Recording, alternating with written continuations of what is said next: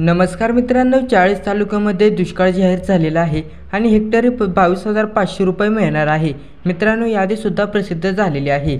शेतकरी बांधवांनो, शासनाने जाहीर केलेल्या यादीनुसार नंदुरबार जिल्ह्यातील नंदुरबार, मालेगाव, येवला आणि पुणे जिल्ह्यातील बारामती, दौंड, इंदापूर, मुळशी, पुरंदर, शिरूर हे तालुके दुष्काळाने हुरपले आहेत।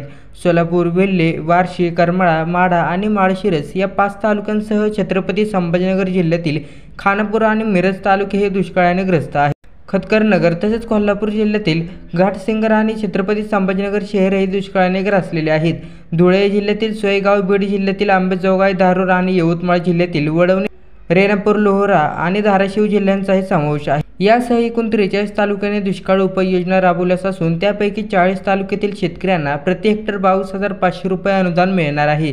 दरम्यान महामाडा ॲपचा वापर दुष्काळी परिस्थितीचा अंदाज घेण्यासाठी केला जाणार आहे। हा दुष्काळ केवळ पावसाच्या कमतरतेचा नाही तर शेतकऱ्यांच्या पिकांचे मोठ्या प्रमाणात नुकसानही करतो।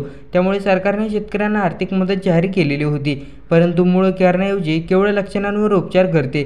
दुष्काळाच्या समस्येवर मूलभूत उपाय म्हणजे शेतीचे आधुनिकीकरण, नदी खोरे विकसित करणे आणि जलसंधारण वाढवणे। केंद्र व राज्य सरकारने अशा योजनांवर भर दिला पाहिजे।